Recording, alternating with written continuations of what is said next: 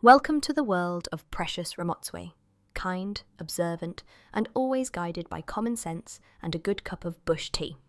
Tell us where in the world you are listening from. It brings us joy to see how far these stories travel. If you enjoy these mysteries, don't forget to like and subscribe. It helps us bring you more cases from Botswana.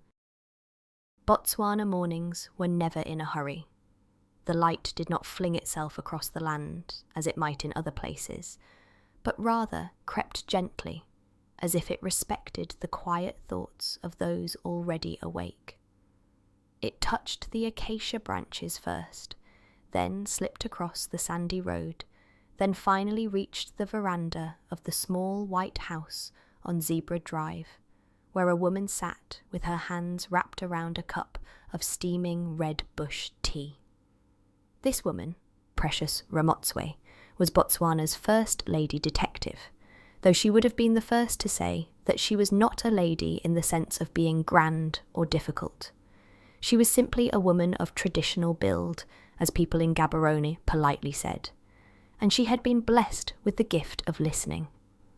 That gift had led her to open her detective agency, the one with the sign painted in blue letters that told the world she was ready to help with problems of a private nature. She sipped her tea slowly, the taste both earthy and comforting. Red bush tea was a blessing from God, she believed, more useful than medicine for most of life's troubles. It calmed the heart, it steadied the nerves, and it gave a woman time to think before answering questions. Today it also brought back memories, old, treasured ones, of her late father, Obed Ramotswe, a man who had known cattle as other men knew the backs of their hands. She could see him still, his weathered face creased into lines of laughter, his eyes always on the horizon, where the herd would one day appear in a dust cloud. He had taught her many things about cattle, but even more about people. Cattle, he had once said, will tell you the truth, my precious. You can count them, you can see their brands, you can follow their tracks. But people will sometimes tell you lies if they think it will give them a bigger herd. That was Obed's way, mixing wisdom with the language of cattle, because cattle were the measure of wealth and honesty in Botswana. And he was right. Many quarrels in the land came not from hatred or from politics, but from the question of who owned which cow, and how many. Precious sighed and watched a small group of cattle moving slowly along the distant edge of the veld, their shadows long against the morning light. She loved to see such sights, because they reminded her that Botswana was still Botswana, a place of wide skies, of cattle bells, of people who knew the value of land and kinship. Yet she also knew that where there were cattle, there could also be trouble. She had seen it before, and she had heard of countless cases where brothers had fallen out over inheritance, or neighbours had accused one another of theft. Her mind, always ready to reflect, turned to the nature of greed. It was a small seed, she thought, that could grow into a large tree if not pulled out early. Greed did not need a fortune to take root. Even a poor man could be greedy if he wished to take more than his share. And in Botswana, greed most often showed itself in cattle.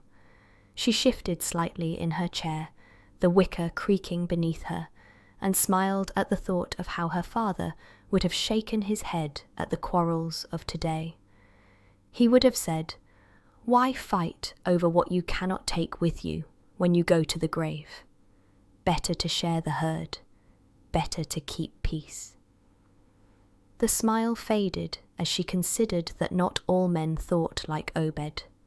Some men, and women too, could not be satisfied with what was fair. They wanted just one more cow, just one more piece of land, until they had driven their own families apart. At that moment, Grace Makutsi appeared at the gate, her glasses glinting in the sunlight. She was a woman who walked quickly, as if the ground itself expected her to prove she was the top student from the Botswana Secretarial College with a record of 97%. Precious watched her approach with fondness. Makutsi had her faults, pride chief among them, but she was loyal and shrewd, and the detective agency could not have functioned without her. "You are thinking, Ma," said Makutsi as she reached the veranda. "I can see that from your face." "I am always thinking, Ma Makutsi," said Precious, smiling. "But today I am thinking about my late father and his cattle." "Cattle," sniffed Makutsi, setting down her handbag. "They cause more trouble than they are worth. Shoes are better. Shoes do not wander off in the night. Shoes do not trample your maze, and shoes can make a woman look like a person of importance." Precious laughed, shaking her head. "You and your shoes, Ma Makutsi. But you are right about one thing. Cattle can cause trouble, and sometimes that trouble comes straight to our door." She did not know, as she said this, how true her words were, for even as they shared the morning's second pot of tea, the first small footsteps of a new case were approaching. Somewhere in Gaborone, a man was preparing himself to bring a sorrow to her office, a sorrow about cattle and about brothers. He would arrive before the day was out, but for now there was only the warm stillness of morning, the comforting taste of tea, and the remembered voice of Obed Ramotswe reminding his daughter that patience was stronger than greed, and that truth, though hidden, always found its way to light.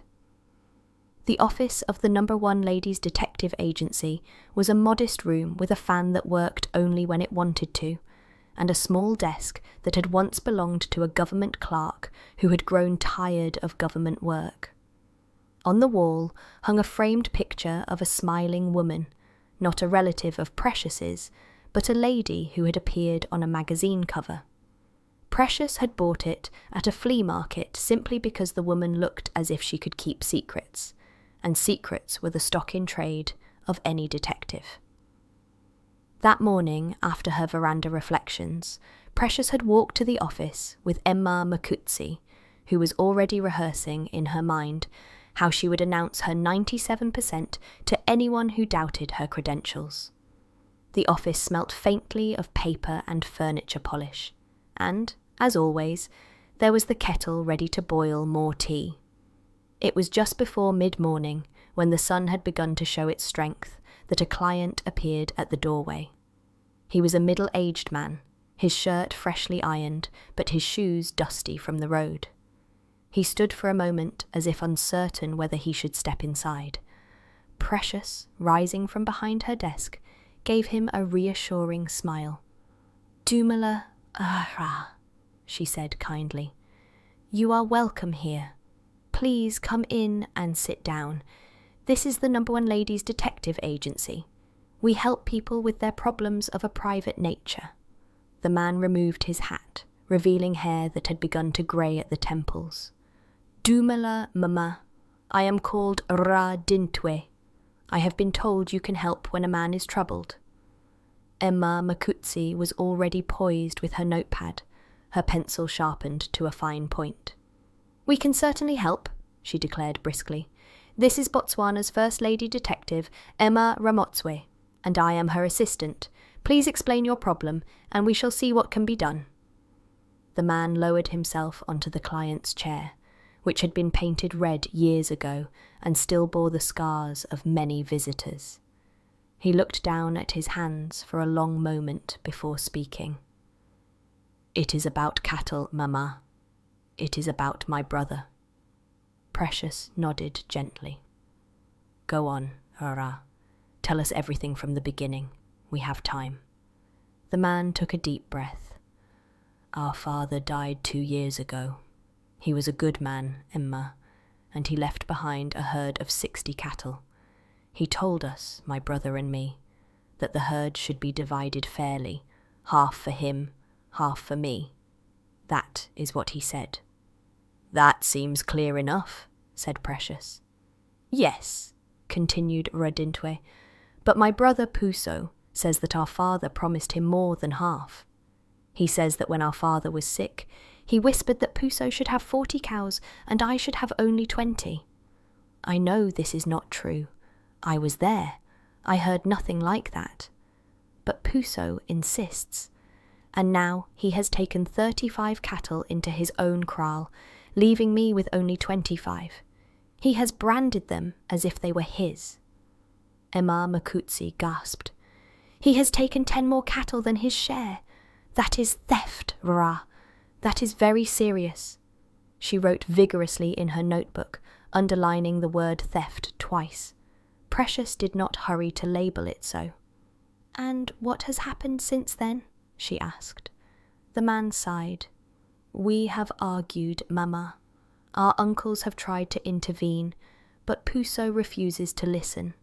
He says that I am greedy, that I want more than I deserve.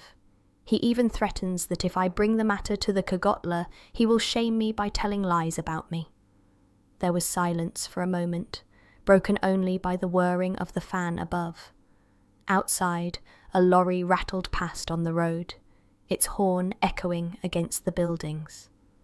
Cattle, murmured Precious, half to herself. They are a blessing, but they can bring great sorrow too. She looked at the man with compassion. Tell me, Rara Dintwe, how many cattle are now in your brother's kraal? 35, Mama, he replied. But some of those, I do not even recognize them. Their markings are not of our herd. I believe he has added animals that were not ours, to make it look as if he has always had more. Ah, said Precious quietly. That detail was important, though she did not say so at once. A detective must not leap to conclusions. Clues should be allowed to settle like dust until their true pattern could be seen.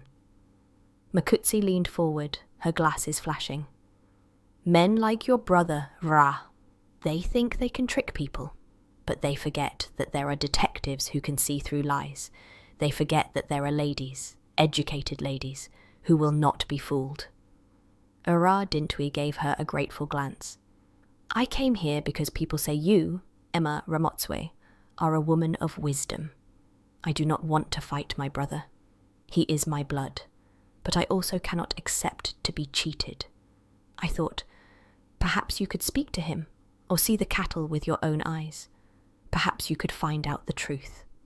Precious folded her hands on the desk. That is what we do, Rara. We look for the truth, but we do it with kindness. We do not want to make enemies where there should be brothers. We shall look into this matter carefully. The man seemed to relax, as if a heavy weight had been shifted from his shoulders. He stood up, bowing slightly. Thank you, Ma. Already I feel better, because I have told my story. Please, I will pay whatever you ask. Emma Ramotswe shook her head. We shall speak of payment later. For now, let us see what the truth is. That is enough. When he had gone, silence settled again in the small office. Then Makutsi put down her pencil with a satisfied click. You see, Ma, what I said this morning is true. Cattle cause more quarrels than anything else in Botswana. Brothers, cousins, even neighbours, they all fight because of cows. Shoes would never cause such problems. Precious laughed softly. Shoes can cause trouble too, Ma Makutsi. Have you not seen ladies arguing at the market over who bought the last pair of fine Italian shoes? Trouble comes from greed, whether it is for shoes or for cattle. Makutsi tilted her chin. Still, shoes do not wander. Cattle wander, and men's hearts wander too. There was truth in that, Precious thought. But more important was the matter of the strange cattle that had found their way into Puso's kraal. That was the thread she would have to follow. If her father's wisdom still held true, cattle told their own stories. Their brands, their colouring, their movements, all were clues to the careful eye. And if there were cattle in that kraal that did not belong, then the truth would soon be uncovered. She poured herself another cup of tea, letting the steam rise gently between them. "We must go to the homestead, Mama Makutsi," she said at last. "We must see the kraal with our own eyes. That is where the truth lies." Makutsi smiled, tapping her notepad. "And I shall write down every word. If your brother lies, Ra Dintwe, I will catch him with my pencil. People forget that paper is very patient. It remembers everything." Precious chuckled. It was good to have Emma Makutsi beside her, even if she sometimes turned simple matters into speeches about her 97%. The agency was not about clever speeches, though. It was about patience, compassion, and truth. And with this case of cattle and brothers, she sensed, patience would be tested. But in the end, truth would come walking across the veld, just as cattle did when the sun went down. The road to the Dintwe homestead stretched out like a ribbon of dust between thorn trees and scrub. It was not far from Gaborone, but even a short distance on such a road felt long when the sun climbed high, and the red earth reflected its heat back in shimmering waves. Emma Ramotswe guided her tiny white van along the track, her hands relaxed on the steering wheel. She knew this van better than she knew some of her own relatives. It had carried her to many cases, through rain and dust, to towns and villages where secrets lay waiting to be uncovered. And now, once more, it bore her to a family quarrel, an old story in Botswana, though each quarrel had its own sharp edges. Beside her, Emma Makutsi sat upright, her glasses flashing each time the sunlight found them. On her lap rested her notebook, already opened to a fresh page. She had written the words "cattle dispute," Dintwe brothers at the top, in her neat, angular hand. She had also underlined it twice, as if the extra lines would pin the problem firmly to the page. "They should have called the police, these brothers," she remarked. "When a man takes cattle that are not his, that is theft.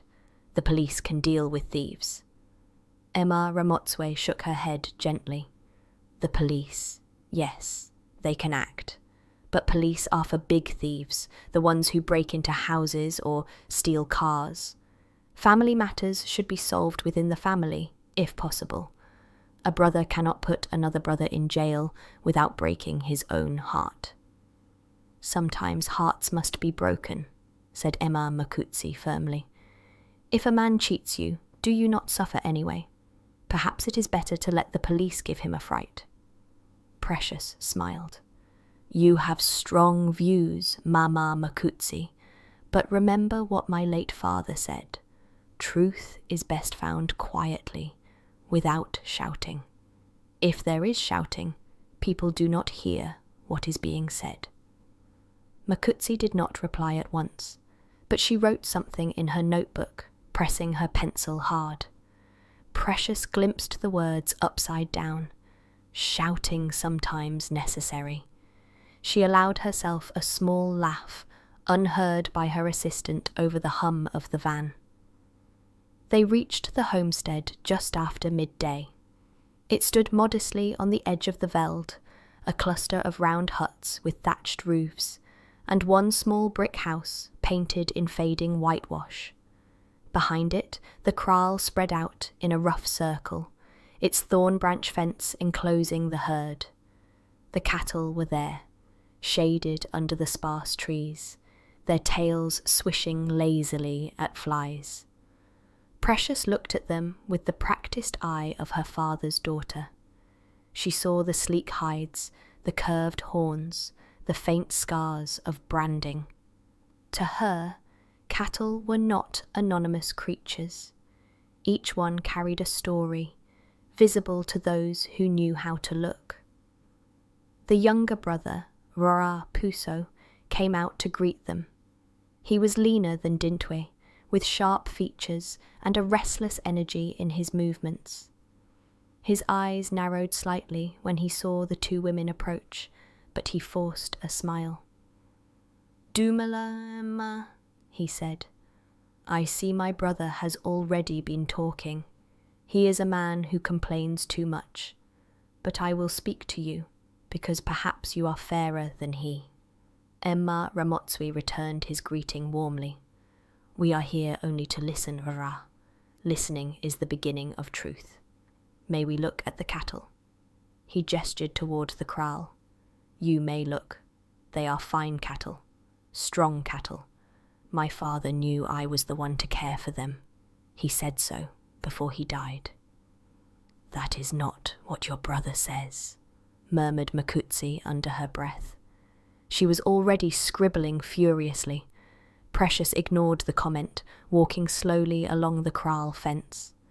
The cattle watched her with calm, heavy eyes. She noticed the brands on their flanks. Most bore the familiar mark of the Dintwe herd, a simple circle crossed by a line, but a few carried other markings, less familiar. She paused at one in particular, a cow with a deep brown hide, branded with a crooked triangle. That was not the mark of this family. She was certain. "Your father's herd," she said quietly. "How many carried this other brand?" Puso shifted uncomfortably. "Some cattle were given to me as gifts. My uncle, he brought them. They belong with the rest now. It makes no difference. A cow is a cow, mama." Makutsi almost dropped her pencil. "It makes every difference. A cow with another brand belongs to another man. It is as if you wear another man's shoes and say they are yours. Everyone can see they are not yours." Puso scowled. "Women do not understand cattle." Emma Ramotswe raised her hand gently, cutting off the quarrel before it could grow. "We understand honesty, Rara. That is enough. Tell me, when did these cows arrive?" He looked away. "Not long ago, but it does not matter. My brother is the greedy one, not me."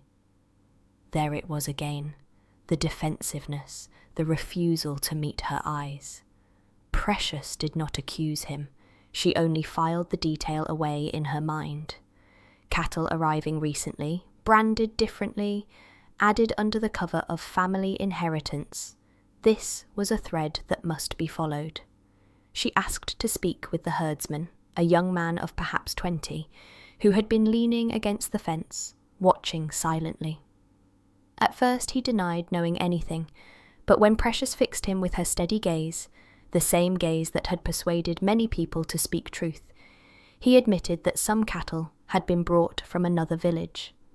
He did not know why. He had only been told to keep quiet. This was confirmation. The story was not about inheritance alone.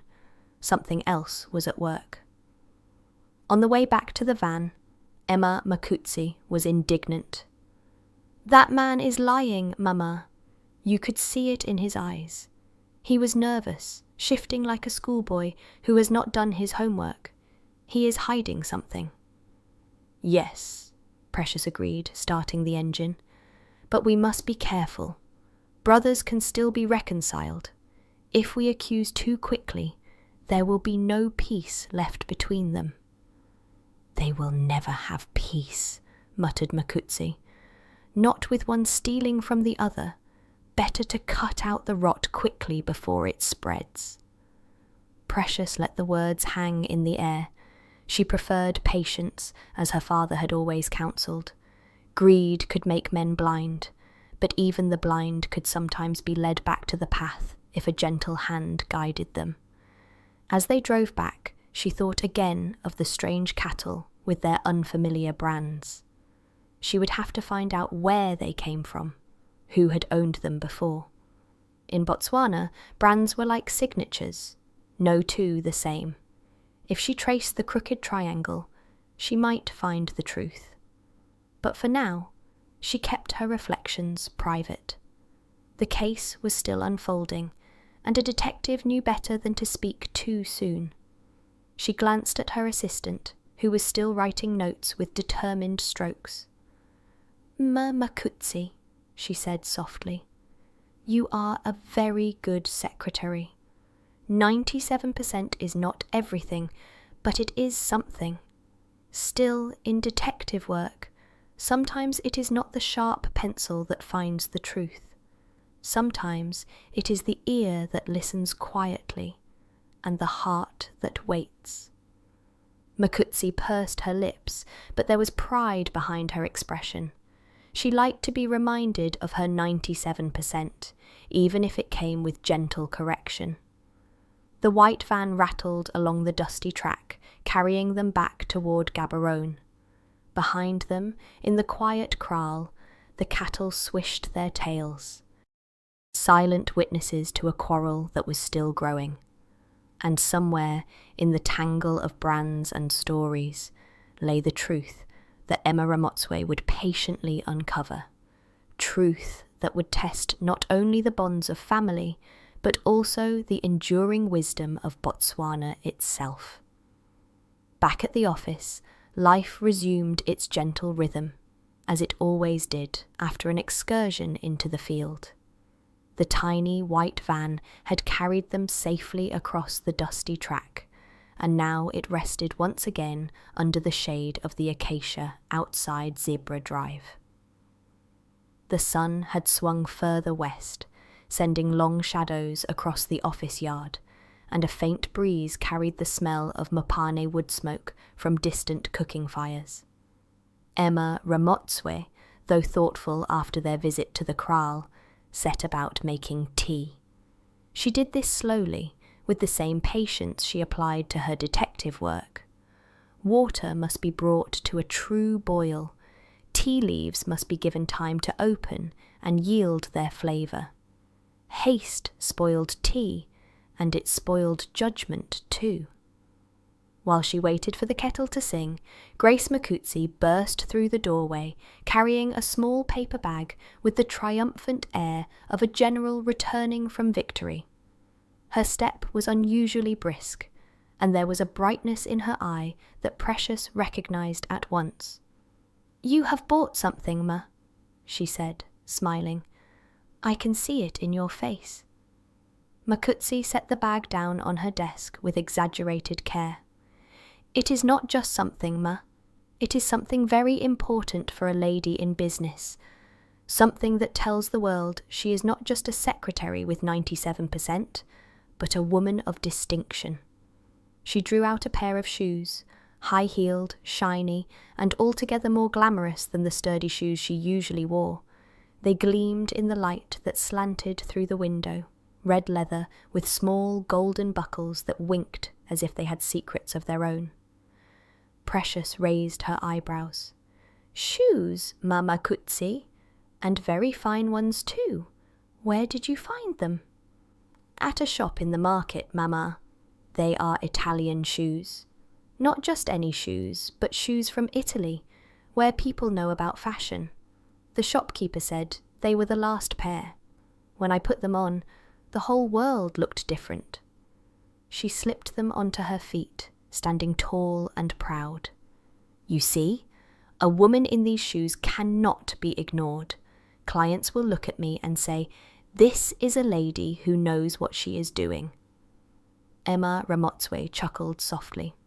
"Shoes may make people notice you, Emma, but they do not make them trust you. Trust comes from kindness, and kindness is not sold in shops."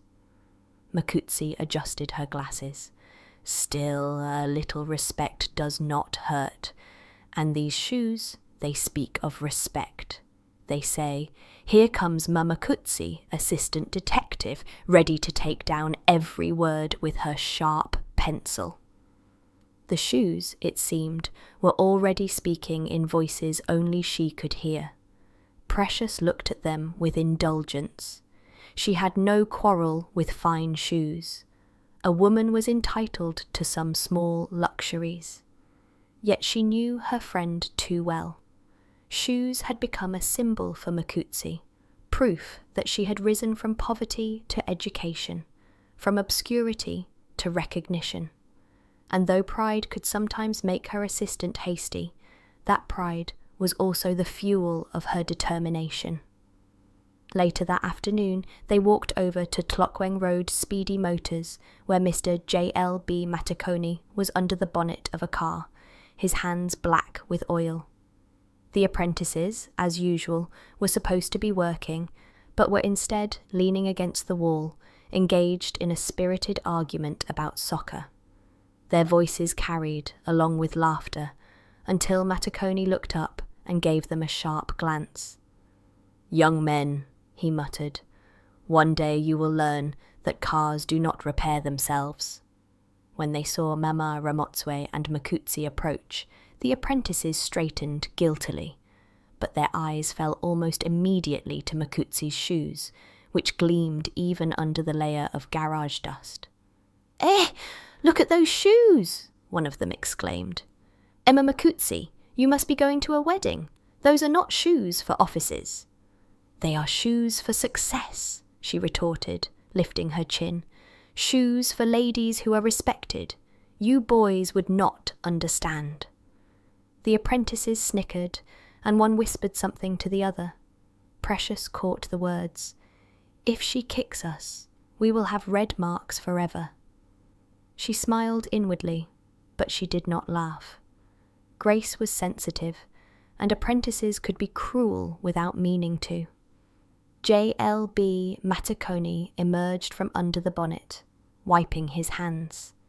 He looked first at Precious, then at Makutsi's feet. His expression was the mild, slightly puzzled one of a man who lived more easily with carburettors than with shoes. "They are very bright," he said at last. "Perhaps not the best thing for working in a detective office where you must sometimes walk in dust." "They will not walk in dust," said Makutsi quickly. "These shoes will sit in the office where clients will see them and know that we are serious people." Matakoni looked unconvinced, but wisely said no more. He had learned that arguing with Mama Makutsi on matters of fashion was like arguing with a thunderstorm. It was best to let it pass. The apprentices, though, were less tactful. "If the shoes are so important, maybe they will solve the case of the cattle," one said with a grin.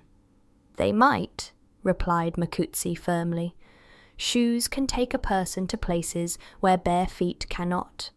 And while you are laughing, I will be finding out who moved those cattle in the night." Her words, though spoken in irritation, were not without consequence. For indeed, later that evening, she did overhear something while shopping in the market for vegetables. Two women were gossiping near the tomato stall, their voices low, but their words sharp. They spoke of men moving cattle under cover of darkness, leading them along backtracks to avoid the attention of neighbours. They mentioned no names, but the direction they gave, toward a neighbouring village, was enough to plant a seed of suspicion. Makutsi returned to the office with this fragment of gossip, her shoes clicking confidently on the floor. "You see, Ma," she said, "shoes take you to places. If I had not gone to the market in them, I would not have heard this story." Precious smiled, hiding her amusement. "Perhaps, Mama Makutsi, it was not the shoes that did the work, but your ears. Still, it is good that you heard. Every small piece of news may lead us closer to the truth." She filed the clue away in her mind, alongside the unfamiliar brands and the nervous herdsman. Already the case was beginning to take shape, though its final outline was still hidden. As evening fell, the shoes sat neatly by Emma Makutsi's desk, gleaming even in the fading light. To her, they were a symbol of her rising importance. To Precious, they were a reminder that pride, like greed, must be handled gently, lest it grow too large. Yet, as so often in life, even pride could carry a person toward truth, if it was guided with kindness. The office grew quiet. Outside, cattle bells tinkled faintly in the distance as herds were led back to kraals for the night.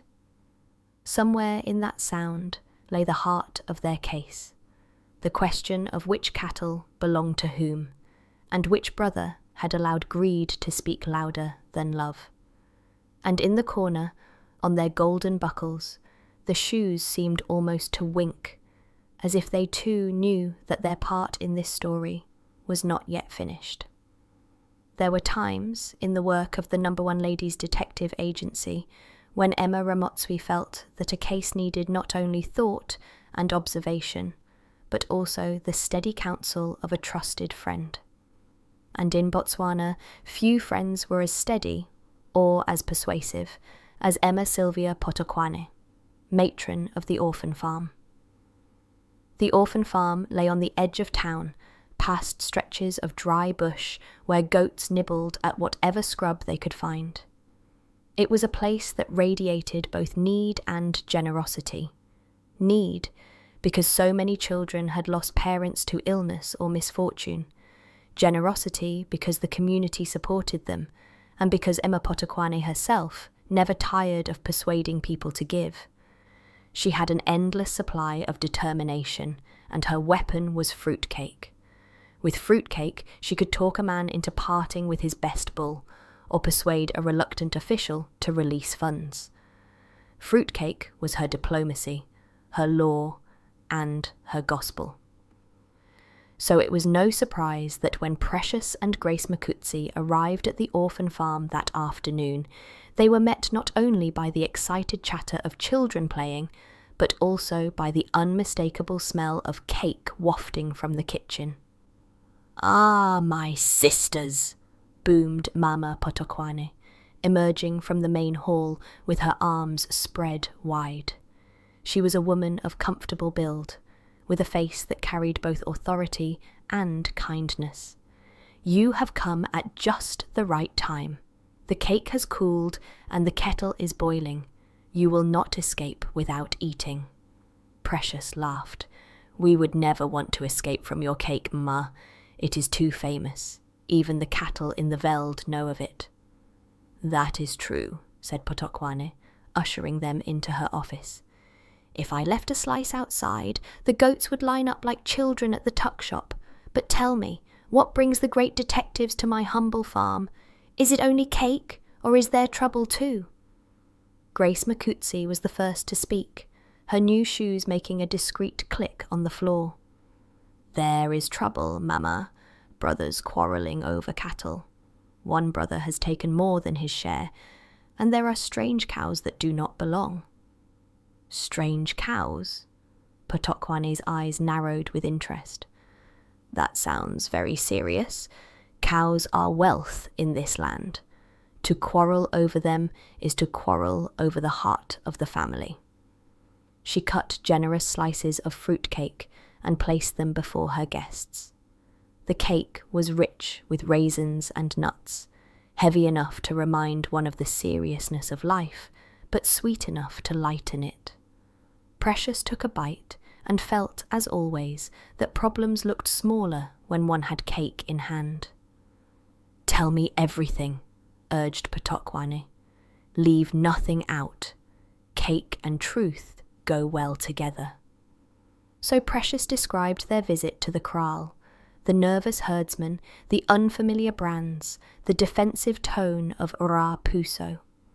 Grace added her own observations, with frequent reference to her notes, and with occasional glances at her shoes, which she felt had played some role in her earlier discovery at the market. When they had finished, Potokwane leaned back in her chair, tapping her fingers together. "This is not new," she said at last. "I have seen many families broken by greed over cattle, but it is not always greed that starts it. Sometimes it is confusion, sometimes it is another hand stirring the pot. You must consider whether somebody else benefits from these quarrels." Precious nodded slowly. "That is what I have begun to wonder. If cattle appear from nowhere, someone has put them there. Perhaps this quarrel is not only between brothers, but something larger." "Exactly," said Potokwane. "And you must be careful, my friend. When men quarrel, it is easy to make them angrier by asking questions. But if you remind them of their father, of the respect due to his memory, then perhaps they will listen. Do not forget, Botswana is still a land where ancestors watch us. No brother wants to shame his father before the eyes of the ancestors." Grace pursed her lips. Some brothers, Emma, seem happy to shame anyone if it gives them more cattle. This man Puso, he is very stubborn. I do not think he will listen." Potokwane smiled at her fondly. "You are young, Emma Makutsi. You think stubbornness is stronger than kindness, but it is not. Stubbornness makes a lot of noise, but kindness endures. You will see." The conversation turned briefly to the orphan farm, where the children needed new blankets before winter. Potokwane asked, no, instructed, Mama Ramotswe to speak to JLB Matakoni about donating some money from the garage. Precious agreed with good humour. She knew by now that resistance was useless. Fruitcake was always followed by requests, and those requests were always fulfilled in the end. As they rose to leave, Potokwane placed a firm hand on Precious's arm. "Be careful with this case, my sister. Families are like delicate cloth. Once torn, they are hard to mend. Speak gently, even when you find the truth. Speak so that both brothers can hear without shame." Outside, the children waved as they walked back to the van. Grace, balancing carefully on her shoes, muttered, "She makes everything sound simple, but it is not simple when one brother is dishonest." Precious looked back at the farm, where the matron's figure still filled the doorway, watching them go. "It may not be simple, Ma, but it is true. If we tear these brothers apart with harsh words, they will never speak again. But if we can show them the truth gently, perhaps they will find peace." The drive back was quiet, each woman wrapped in her own thoughts. Precious thought of Obed Ramotswe again, and how he had believed that quarrels could be settled by talking under a tree until the sun went down. She thought of the cattle with their unfamiliar brands, and of the herdsman who had been bribed to stay silent. There was still a hidden hand in this matter, and she would need to find it. Grace, meanwhile, thought of her shoes. She imagined them walking into the kraal again, their heels clicking on the dry ground, commanding respect from even the most stubborn of men. Shoes might not solve quarrels, but they gave a woman courage, and courage, too, had its place in detective work.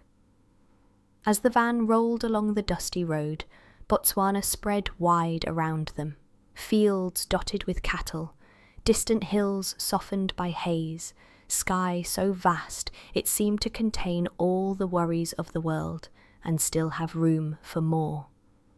And in that sky, Mama Ramotswe found reassurance. Problems came and went, but Botswana remained, steady and enduring, like the rhythm of fruitcake and tea, quarrels and reconciliations, sorrows and small triumphs. The case was not yet solved, but the path ahead was clearer. She had Mama Potokwane's words in her heart, a new clue from gossip in the market, and the steady presence of her assistant at her side. That was enough for now. The rest, she trusted, would come in its time, just as cattle always found their way back to the kraal at dusk. The following morning was already warm by the time Emma Ramotswe and Emma Makutsi set off once more for the Dintwi homestead. Precious drove steadily, her hands light on the steering wheel, her eyes half on the road, half on the wide Botswana sky. She was thinking about cattle, as she often did these days. It struck her again how easily such fine creatures, meant to feed families and strengthen kinship, could instead bring quarrels that tore people apart. Makutsi, in the passenger seat, was sharpening her pencil with fierce determination. "When we speak to this herdsman again," she said, "we must write down every word he says. If he changes his story later, we will have proof. Men think they can wriggle away from truth, but a good secretary pins it to paper like a butterfly." Precious smiled. "Paper remembers, yes, But sometimes what matters most is not what is written, but what is not said. Silence can be as loud as words, Mama. The homestead appeared ahead, huts and kraal outlined against the pale hills. As they arrived, they found both brothers present. Ra Dintwi stood stiffly by the kraal fence, his face lined with weariness. His younger brother, Puso, lingered nearby, speaking in low tones to the herdsman. When he saw the detectives, he broke off, his expression darkening. "You are back again," he said shortly. "Do you think you will find something different today?" "We are here to listen," Precious replied gently, "and to look carefully at the cattle. That is all." The herd stood quietly, tails flicking, heads turning to follow their approach. Precious walked slowly along the fence, eyes moving from brand to brand. The Dintwi circle and line mark was common, but again she spotted others. A crooked triangle, a double bar, even one with a faded half-moon scar. She paused before the last, frowning. "Your father's mark was never like this," she said softly. Puso folded his arms.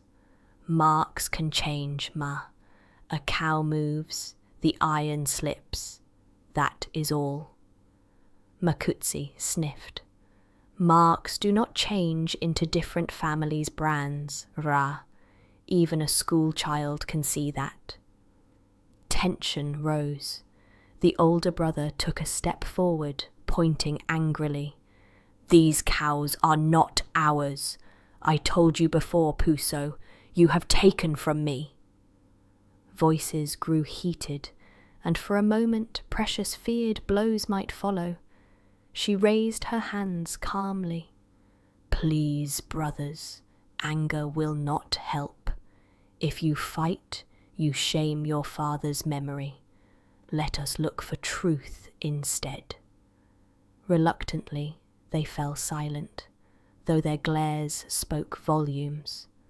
Precious turned to the herdsman, who shuffled his feet nervously. "You know these cattle," she said. "Tell us, where did they come from?"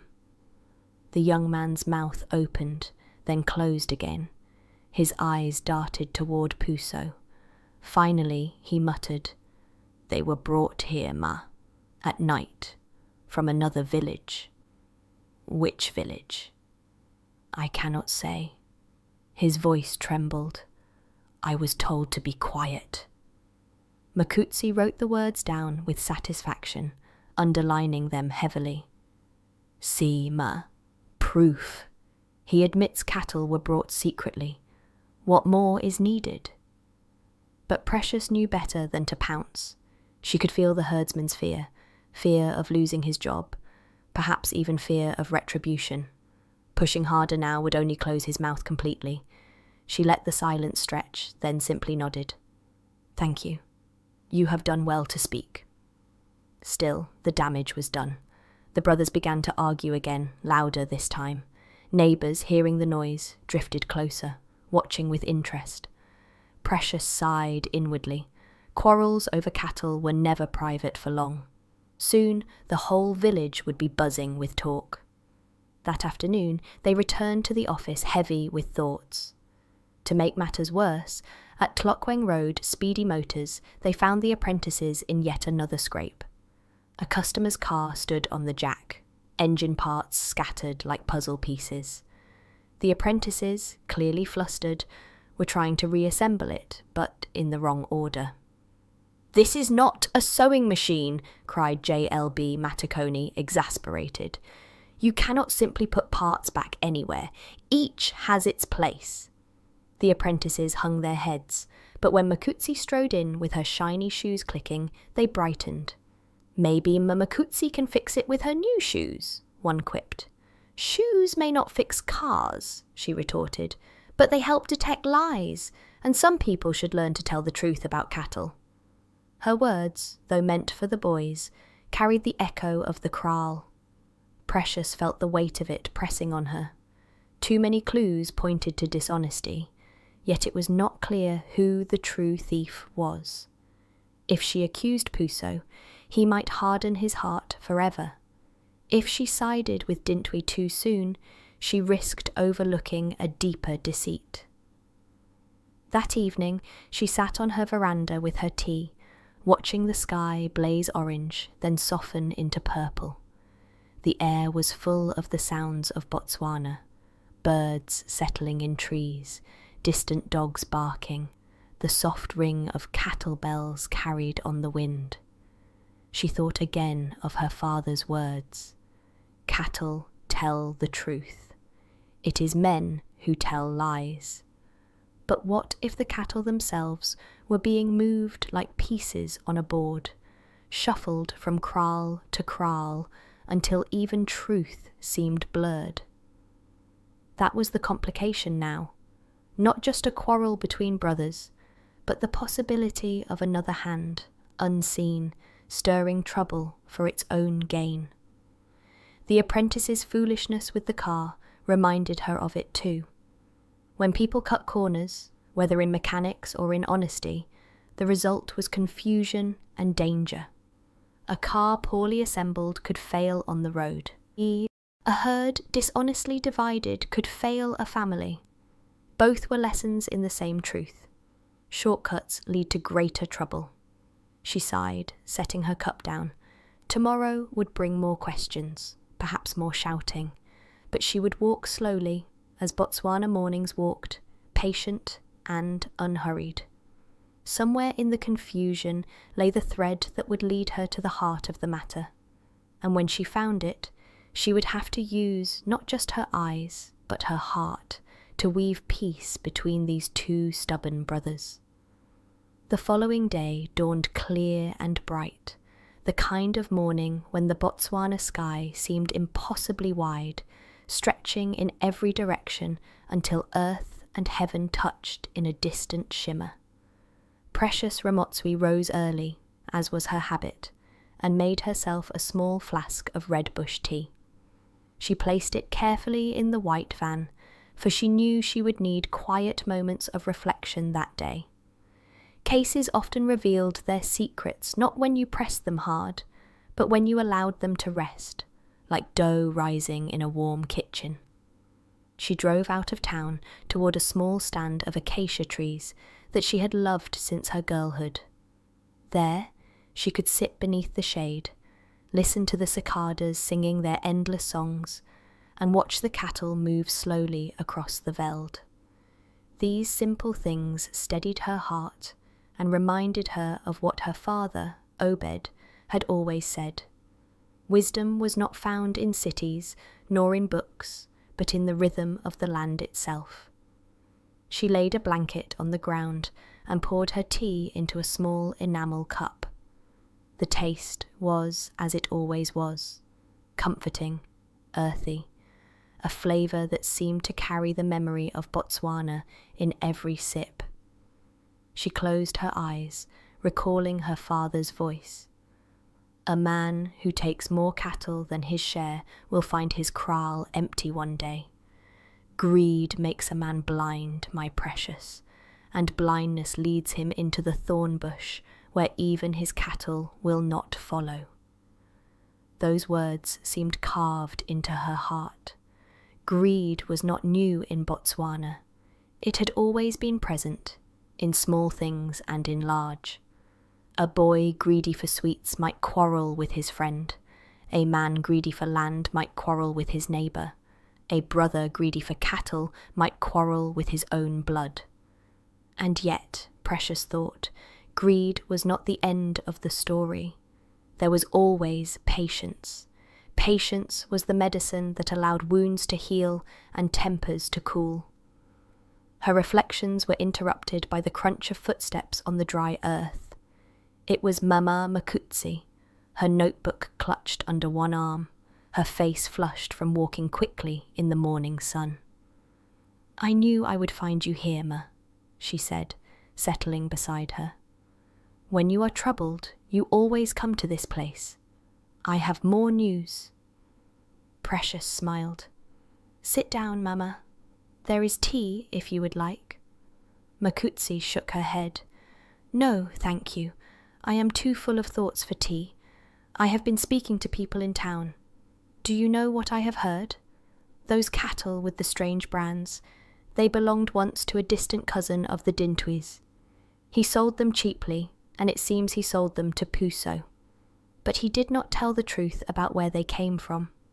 People say he wanted quick money, and Puso wanted more cattle. So one man's greed met another's, and now the brothers fight." She paused, triumphant at her discovery. "There is your answer, Ma. It is as simple as that." Precious listened carefully, nodding. "Yes, Mama, that is a very important piece of news, but it is not as simple as you think. If we tell the brothers this straight away, they will only argue more. One will say, 'You knew it was wrong.' The other will say, 'I only wanted what was mine.' They will throw words like stones, and each stone will build a wall higher between them. No, Emma, we must be careful." Makutsi adjusted her glasses, frowning. "Sometimes I think you are too careful, Emma. If a man has done wrong, why not say so? Why wait?" "Because," Precious replied softly, "when you speak truth without kindness, it becomes a weapon, and weapons do not heal families. We must wait until the right moment, and then speak so that both can hear without shame. That is patience." The two women sat in silence for a while, watching a small herd of cattle approach the waterhole. Calves nudged their mothers, tails flicked lazily, dust rose in a thin cloud. Precious felt her heart settle as she watched them. These creatures were innocent in the quarrels of men, yet their lives were drawn into the struggle. She thought again of her father. Obed Ramotswe had been a man of few words, but those words had always mattered. He had known how to wait. When neighbours quarrelled, he would sit under a tree with them, let them talk until their anger wore itself out, and then gently remind them of what bound them together. That was Botswana's way, the way of the Kagotla. Talk, talk, and talk again, until anger grew tired and truth had space to enter. "Perhaps we should call both brothers together," she said finally. "Not yet, but soon. And when we do, we must remind them not only of cattle, but of their father. If they can see him in their minds, looking down on them, perhaps they will remember that no herd is worth the breaking of blood." Makutsi sniffed, but she wrote the words down all the same. She was not always quick to admit agreement, but she trusted Mama Ramotswe's judgment more than she realized. As the sun climbed higher, they returned to the van. On the way back to town, they passed fields where women bent over rows of maize, their laughter carrying on the wind. Children waved at the white van, calling out greetings. These were the ordinary sights of Botswana, reminders that life continued with its own rhythm, no matter the quarrels of men. Back in Gaborone, they found Mr. J.L.B. Matakoni at the garage, bent over the engine of a Land Rover.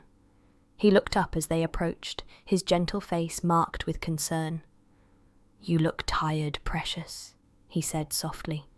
"This case must be difficult." "It is," she admitted. "It is not just about cattle, Arara. It is about brothers, and about greed, and those things cannot be measured with scales."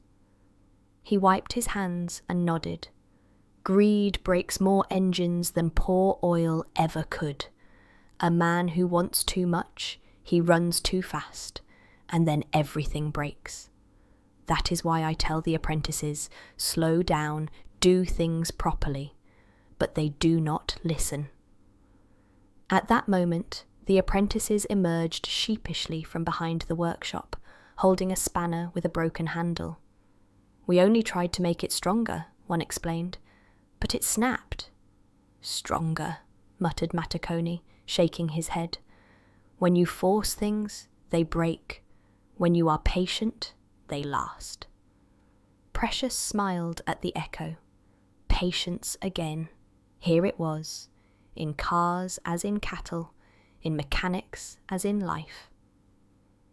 That evening, back on her veranda with another cup of tea, she reflected on the day. The clues were all there. The strange brands, the nervous herdsman, the cousin who had sold cattle cheaply. The shape of the truth was becoming clearer. But the challenge was not only to uncover it, but to present it in such a way that two brothers could hear it and still remain brothers. As the sky darkened and stars pricked the horizon, she whispered a quiet prayer for them, that patience would soften their hearts, that greed would lose its grip, and that the memory of their father's wisdom would guide them back to peace. By the next afternoon, with the cousins' involvement clearer and tempers beginning to cool, Mama Ramotswe chose a quieter path. Bring both brothers together at sunset, away from the kraal's dust and the village's whispers. She carried only tea and patience. What followed would test both. The sun was beginning its slow descent when Ma Ramotswe guided the tiny white van once more along the track to the Dintwe homestead. Evening was the right time for this meeting, she thought. Morning was too sharp, too full of energy for quarrels to soften. But evening, when cattle returned home from grazing and the light turned golden, was the hour for truth. In Botswana, many hard conversations had been held under the glow of sunset, when tempers cooled and the wide sky seemed to remind people that their lives were smaller than their quarrels. Beside her, Emma Makutsi sat upright, as if bracing herself for battle. She had her notebook ready, her pencil sharpened to a point that looked capable of skewering dishonesty itself. "I hope they will listen this time," she muttered. "I do not like men who pretend. If I must, I will read their lies back to them, word for word." Precious smiled. "We will not fight them with pencils, Ma. We will fight them with patience. Let us see if they can be brothers again." When they arrived, both brothers were already waiting. Ra Dintwe stood solemnly near the kraal gate, his arms folded, his gaze fixed on the herd that milled within. Puso, younger and sharper in his movements, leaned against the fence with a restless air, as if ready to spring away at any moment. The herdsman lingered close by, uneasily kicking at the dust. Neighbours had gathered too, curious to see what would happen. Such was the way of Botswana villages. When there was trouble, everyone wanted to witness its resolution. They stood quietly, respectful but alert, like spectators at a kgotla. Emma Ramotswe walked forward slowly, her traditional dress stirring in the breeze. She carried no papers, no stern official documents, only the calm authority of a woman known for her fairness.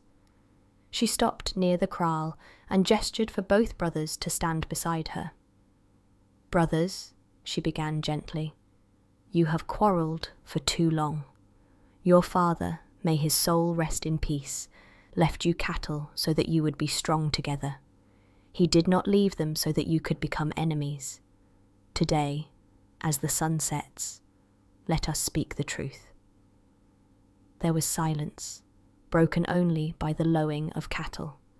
Precious turned to the herd, her eyes moving across the branded hides. She pointed to one animal, a strong brown cow marked with a crooked triangle. "This cow," she said, "does not carry your father's mark, nor do these others. See the double bar, see the faded half moon. They came from elsewhere. They were not part of the 60 cattle your father left." Puso shifted uneasily. "They were gifts," he muttered. "From our cousin. He wanted me to have them." Precious nodded. "Yes, your cousin sold them cheaply. We have heard this in town. But he did not tell you the full truth, Rapuso.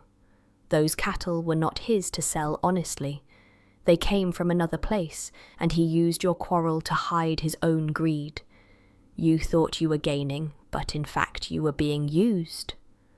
The herdsman, pressed by the silence, blurted out, "It is true, Ra. They were brought at night. I was told to keep quiet. Forgive me." Gasps rippled through the onlookers. Dintwy's eyes widened, his anger flaring. "So it is as I said. You cheated me." But before he could launch into accusation, Precious raised her hand. Her voice, calm but firm, carried over the kraal. "Listen, Rara Dintwe. Your brother was wrong to take more than his share, yes, but do not forget, he too was tricked. Greed made him blind, but he is still your brother. If you cast him out, you cast out your father's memory as well." The words hung in the warm air. The cattle, as if sensing the weight of the moment, shifted quietly, their bells chiming softly. Puso looked at the ground. His pride was a heavy burden, but he could not withstand the steady gaze of Emma Ramotswe. At last he spoke. "Perhaps I was foolish, Mama. I thought more cattle meant more respect. I did not see that it would only bring shame." "And I," said Dintwy reluctantly, "perhaps I spoke too harshly. I did not want to lose what was mine, but I forgot that blood is worth more than cows." Precious felt relief stir within her. The door to reconciliation was opening, if only a crack. She stepped back, letting the brothers face one another in the fading light. "Your father's spirit," she said softly, "watches over you. He will not smile if he sees his sons divided. He will smile only if you care for the herd together, with fairness. That is what we must decide today." There was a long pause. Then, slowly, Dintwy extended his hand. Puso hesitated, pride still pulling at him, but at last he took it. The neighbours murmured approval, nodding to one another. Precious allowed herself a small smile. Truth had been revealed, but not as a weapon, rather as a lamp to light the way back to peace. Emma Makutsi, standing nearby, adjusted her glasses and cleared her throat. "I have written it all down," she announced.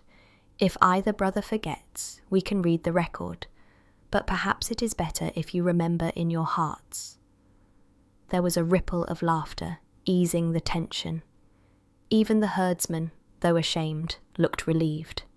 As the sun dipped low, painting the sky with bands of orange and crimson, the cattle filed back into the kraal.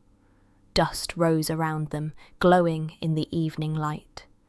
Precious watched them with quiet satisfaction. Cattle did not lie. Their brands told the story. But it was people who had to learn to read the story correctly. Later, as they returned to the van, Makutsi whispered, "You were too kind, Mama. If it had been me, I would have scolded that Puso until he begged for forgiveness." Precious chuckled. "Sometimes, Mama, scolding only hardens a man's heart. Better to let him find his own shame, and then he may change. That is patience." They drove back toward town, the sky darkening, the first stars beginning to appear. Precious felt a deep calm settle over her. The quarrel was not entirely finished. There would still be work to mend trust. But the truth had been spoken, and that was the first step toward peace. And so, under the Botswana sunset, the case that had begun with suspicion and anger now leaned gently toward resolution, guided not by harshness, but by kindness, patience, and the quiet wisdom of cattle returning home. The next morning, when the light was still soft and the heat of the day had not yet arrived, Emma Ramotswe invited both brothers to meet her in Gaborone. She thought it wise to take them away from the kraal for a time, away from the dust of quarrel and the accusing eyes of neighbours. Better, she felt, to meet under the open branches of a tree on neutral ground, with no cattle nearby to remind them of anger. They came hesitantly, each unsure of the other, but the sight of the familiar white van waiting beneath the tree gave them courage. Mama Ramotswe sat with her flask of tea already poured into enamel cups, ready to share. It was not possible to remain angry while drinking tea together, she believed. Tea softened words, slowed tempers, and made men remember that life was about more than arguments. "Sit," she said kindly, gesturing to the blanket spread on the grass. "We are not in a court today. We are simply people, sitting together. And we must decide how to care for your father's memory." The brothers sat, stiff at first, but slowly, as the tea passed from hand to hand, their shoulders relaxed. Ra Dintwi spoke first, his voice low. "I have thought about what you said, Mama. I see now that anger has made me forget that Puso is my brother. I have been harsh." Puso looked down at his cup. "And I," he admitted, "let greed blind me. I thought more cattle would make me a greater man. Instead, they made me smaller. I am sorry, my brother." Precious smiled. She had seen many quarrels in her time, and she knew that apologies were not always easy to give. Words caught in the throat, pride closed the mouth. But when the words finally came, they carried the power to heal. "It is good," she said softly. "Now we must make a fair arrangement. Your father left 60 cattle. They must be divided evenly, 30 each.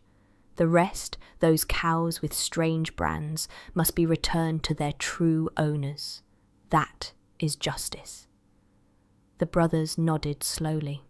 There would be difficulties, yes, but the path was clear.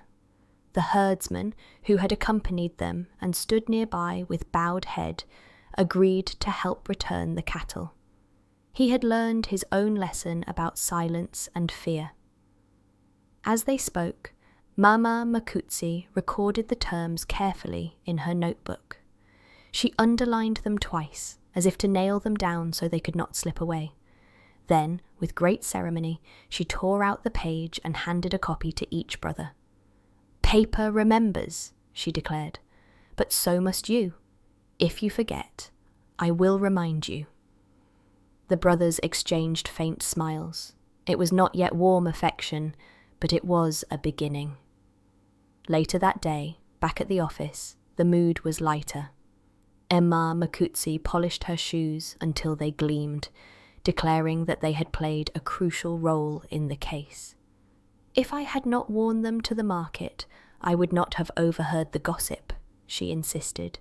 "These shoes are detectives too, in their own way." Precious laughed. "Perhaps, Mama, but do not let your shoes grow too proud. Pride can trip a person more quickly than loose laces." Meanwhile, at Tlokweng Road Speedy Motors, the apprentices were retelling the story of the cattle dispute to anyone who would listen, exaggerating their own involvement. "We helped," one said proudly. "If not for us, the case would never have been solved." Mr. J.L.B. Matakoni sighed as he tightened the bolts on a wheel. "You boys did nothing but break my spanner. Leave detective work to those who understand patience." Yet even he smiled as he spoke, for he too felt relief that peace had been restored. That evening, when Futi Radafuti came by with a parcel of tea biscuits, Grace told him the whole story again, embellishing her role with every telling. Futi listened patiently, nodding at the right moments, his gentle smile never wavering. He admired his wife's sharpness, even when it came wrapped in pride. "And my shoes," she concluded, "played the most important part. Without them, there would still be quarrelling today." Futi glanced at the shoes standing neatly by the door. "They are good shoes, Ma, Perhaps they will solve many more cases. Grace adjusted her glasses. They will indeed. For Precious, the satisfaction came not from shoes, nor even from the notebook with its careful records, but from knowing that two brothers had found their way back to one another. She believed that Botswana was strongest when families were strong, when quarrels were healed, and when greed was overcome by patience. She reflected too on how problems, though often tangled, could be smoothed out if one simply sat under a tree and let people speak until their hearts softened. That was the way of her country, the way her father had always believed in. The next week, word spread that the Dintwi brothers had begun tending their cattle together again. They had mended the kraal fence side by side, repaired troughs, and even shared a joke or two. The neighbours shook their heads in approval. "It is good," they said. "It is the way things should be." Precious heard these reports with quiet contentment. Not every case ended so well. Some quarrels ran too deep, some wounds refused to heal. But when reconciliation was possible, it felt like rain falling on parched ground, a blessing, simple and profound. And so the case of the brother who claimed too many cattle reached its close, not with harsh punishment, not with bitterness, but with understanding, patience, and the gentle hand of Botswana wisdom. The case was done. The quarrelling brothers had found their peace, or at least the beginning of it, and the cattle were once more grazing without being counted like coins in a jar. There would still be days when tempers rose. Brothers were brothers, after all, but the bitterness had eased, replaced by the slow work of mending. At the little house on Zebra Drive, evening settled gently. The veranda caught the last of the sun, golden light spilling across the table where a teapot sat ready.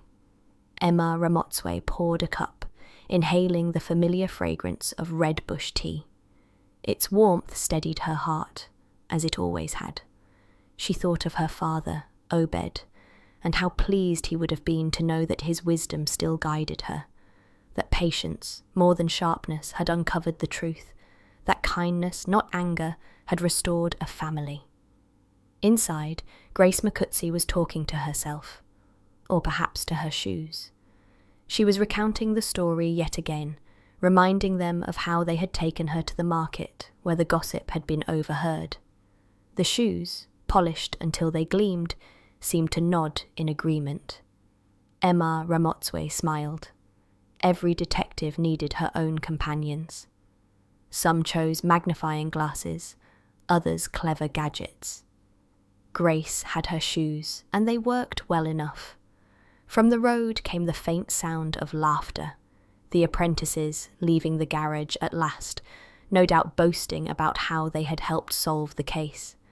And at the orphan farm, she knew, Potokwane would be telling her children another story about fruitcake, convincing some poor man to part with something useful for their benefit. Life in Botswana had its rhythm, dependable and good-hearted. The sky deepened to indigo, stars blooming one by one. Cattle bells rang faintly in the distance, a reminder that the land was alive with quiet movement. Precious sipped her tea and felt content. Cases would always come, some about cattle, some about love, some about secrets best uncovered slowly. But in each there was the same lesson, that kindness and patience, when joined together, were stronger than greed. And under the Botswana sky, wide and eternal, that was enough.